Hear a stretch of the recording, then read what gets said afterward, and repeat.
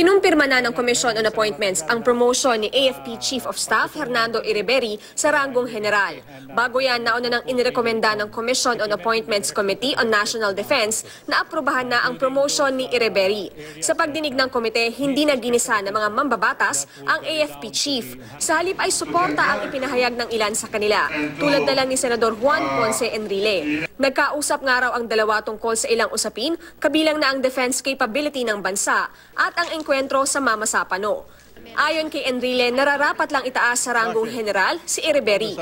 Sabi naman ni Ireberi, mas tututukan pa niya ngayon ang pagsusulong ng kapayapaan.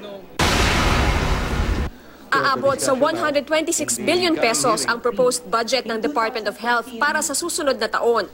Ayon kay Health Secretary Janet Garin, malaking bahagi ng pondong ito ay nakalaan sa Office of the Secretary.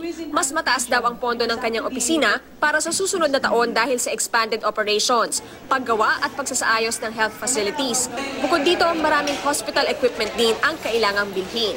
Paliwanag pa ni Garin, simula 2014, napupunta sa maintenance at iba pang operating expenses ang mahigit kalahati ng pondo ng ahensya. Para sa 2016, target ng ahensya na mapabuti ang access sa primary health services. Mabakunahan ang 95% ng populasyon, mapag-ibayo ang paggamot sa tuberculosis at mapababa ang death rate sa mga ospital.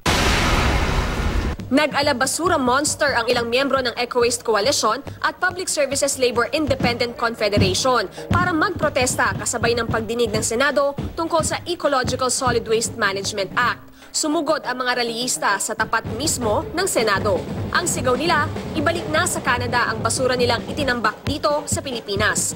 Isinusulong din nila ang paghihigpit kontra sa mga basura mula sa ibang bansa na itinatambak sa atin. Victoria Tulad, GMA News.